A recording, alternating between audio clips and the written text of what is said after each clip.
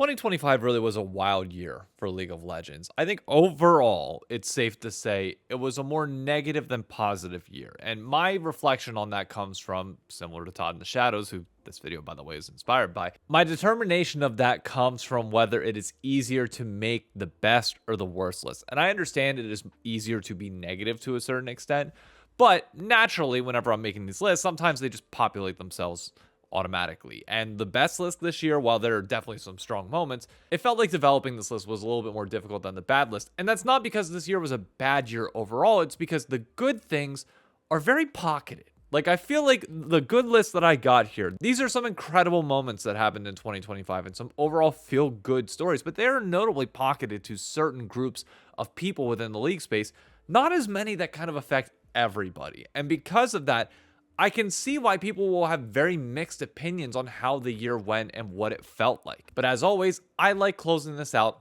on the good, not the bad. So I present to you the Shineock Top 5 Best Moments of League of Legends in 2025. And if you don't mind doing me a favor, hit that subscribe button, drop a like on the video. We're close to 7,500 subscribers before the end of the year, and hopefully we can hit it. A lot coming in 2026, so trust me, you are in for a treat. I don't have any honorable mentions this time, but I will note by saying, yes, I'm more excited for 2026 than I was 2025, simply due to the nature that, yeah, I live in the New York City area, Jersey City, for those of you that watch all my shorts and everything else there, even though I work in Manhattan, obviously. Next year is going to be a very big year for us because we have the World's Finals, okay? We have the biggest event in LoL esports, in League of Legends as a whole, in our hometown here, and I'm hoping as many local people here can go as possible. So naturally, knowing that MSI was in Canada this year, I wasn't exactly as excited for what was going to come from North America, especially with the road shows being only one a year. So one thing that I've always tried to do to share some of the love and experience for people is host watch parties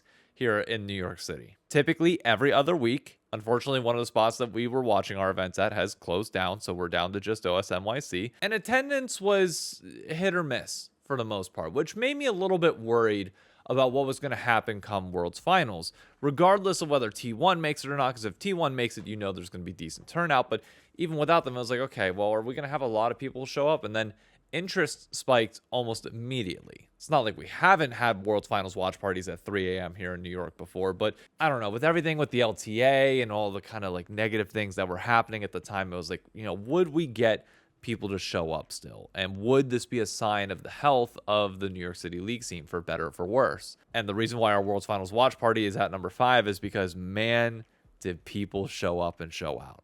This is what I meant by it being siloed. I know only 400 people are going to be able to relate to this experience. I know that you can't really communicate this to those that just watch it online or watch it with friends.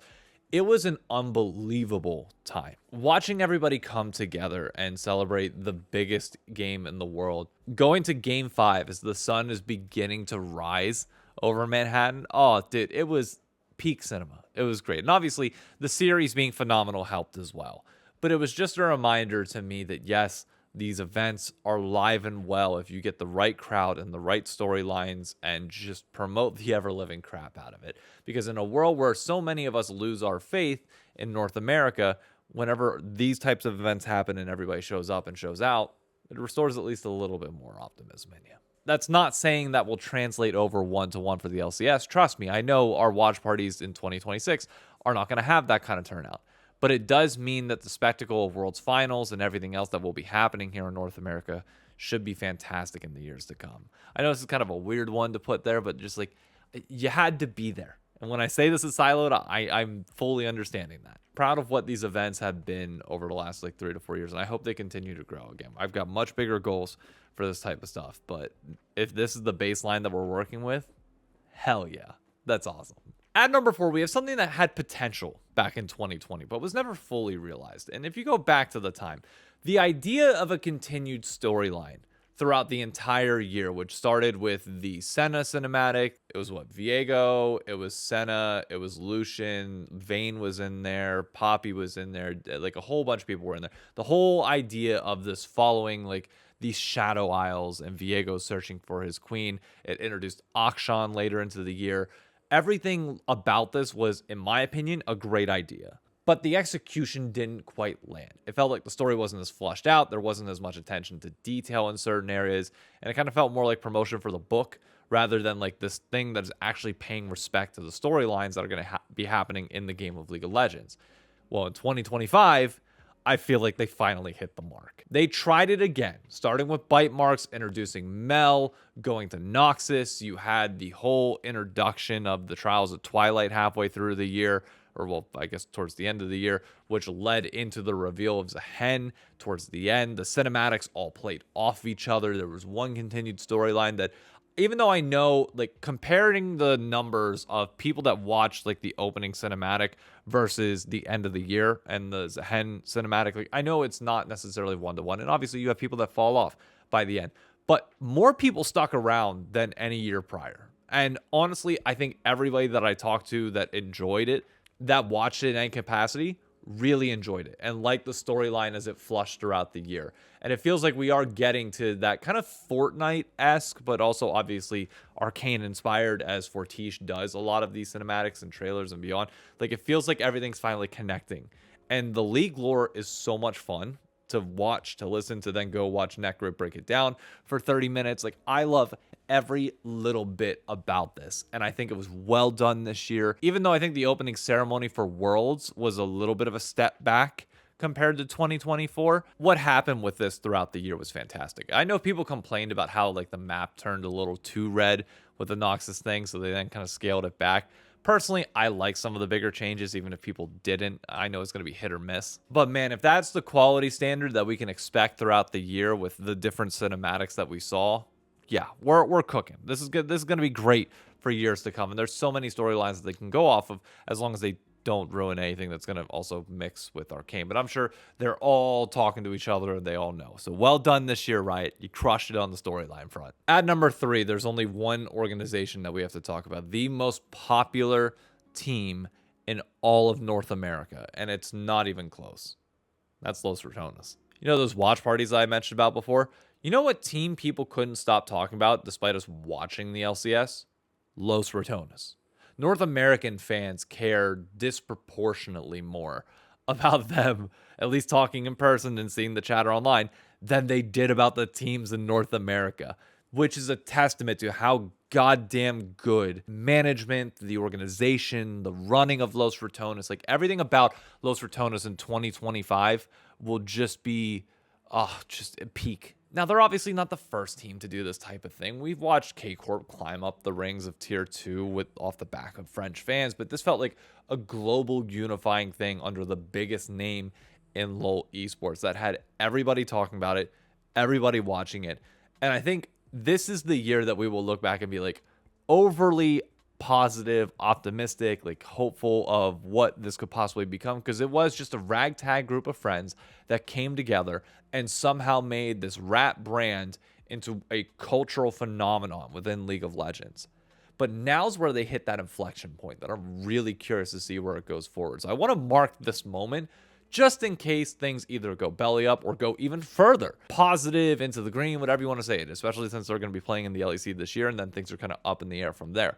What Los Ratones did for the space was incredible. They revitalized the content game in a way that was very similar to old school League of Legends, where, hey, we're going to stream our scrims. We're just going to be out there 24/7. They are following the Sidemen model, where it's like, hey, we're now going to play Among Us and do other games. And it, like, we're starting as a competitive League of Legends thing, but it's growing beyond that. It's grown to be these 5 major personalities that could do things even outside of League of Legends and larger than life, while also still playing the game itself. So the reflection point is going to happen after that winter split of like, okay, well, do they stay together, or do roster changes happen? Like, what does this become? But at a minimum, god damn, has it been fun to watch. They're setting the standard the same way that Barstool's now doing the same thing within Call of Duty. Like, it's unbelievable when done right. And I feel like we're a not too far distant kind of future away from Los Ratones or Rat Chance replacing TSM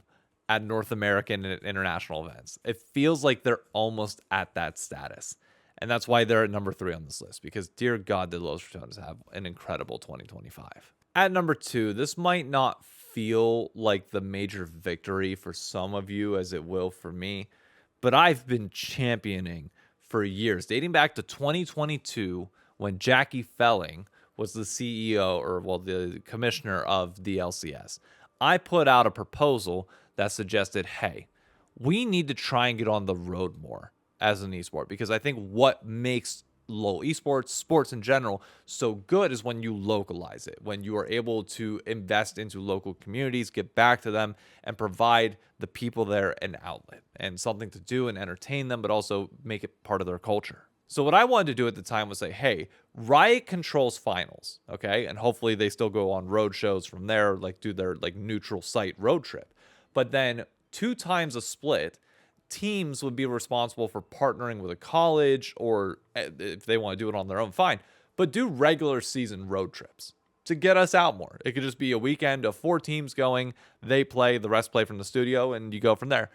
Little did I know that idea was going to come to fruition. Well, not that idea. I'm sure many people have thought of it, but it was actually going to happen in 2025 as we saw T1, Gen G, I think KT Rolster. In Europe, we saw K-Corp, when we saw MKOI, all host their own regular season road trips. Regular season events that would happen in a stadium of their choosing, where they had to fork over the majority of the cost. Apparently, Riot worked with them a little bit, but they got all the benefit from it. They got to see the revenues from it. They got to sell additional merchandise there. It became a touch point for fans. And every single one of them was a massive success. You talk to the creators within the org, you talk to the public perception of things. These road trips felt unbelievably good. And that's why I was preaching it back then, because man, I'm so happy that it freaking worked. And the best part is, because it went so well and people were like, yeah, we wanted this from the jump, there's going to be even more apparently this upcoming year. They haven't announced the details for 2026 yet, which I think is a bit of a flub. We should be able to iron these out and have them released going into the new year so people can plan their holidays around it, so they can plan either a road trip there, to LCS, to whatever it might be, to World's Finals. Like, people need to have extra time to plan their trips. But the fact that we know that they're coming, for Korea, you don't have to worry about it as much because everybody can get everywhere within, 5 to 6 hour train ride, to my understanding.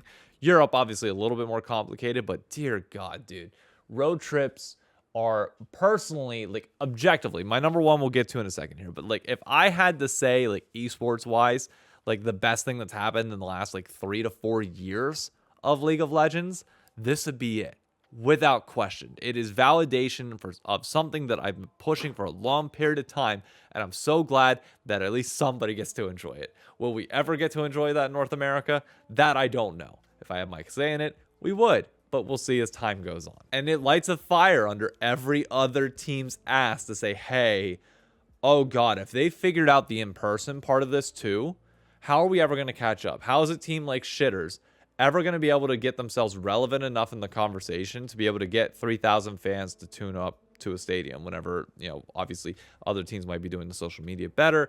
Like, oh, the fire that's going to be lit is so good. It's going to make everybody either improve or sell and get out because they realize that they can't catch up, which maybe consolidates the league and goes from that. Like, we'll see. There is a potential downside if like 3 or 4 organizations like take off so far to the point where everybody else can't catch up, but it's on those orgs to catch up and find their way. Last time I checked, there's enough countries over in Europe besides Spain and France for you to actually develop a following if you cater to the local audiences, which has been the push that should have been happening this entire time. And it's just so good.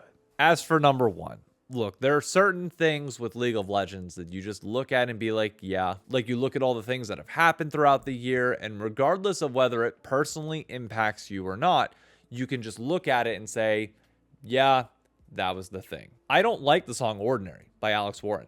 Bugs the shit out of me. Not my cup of tea. But there's no denying that it was the song of the year, regardless of what the charts, year end, or beyond might tell you. Like, that was it. It was culturally the most relevant. It was the song of the summer. It just, what else do you say about it? It's the same reason why I can sit here and, as somebody that only plays solo queue and only plays competitive League, I can tell you that without a shadow of a doubt, the Aram updates and Aram mayhem specifically are by far and away the best thing that happened to League of Legends in 2025.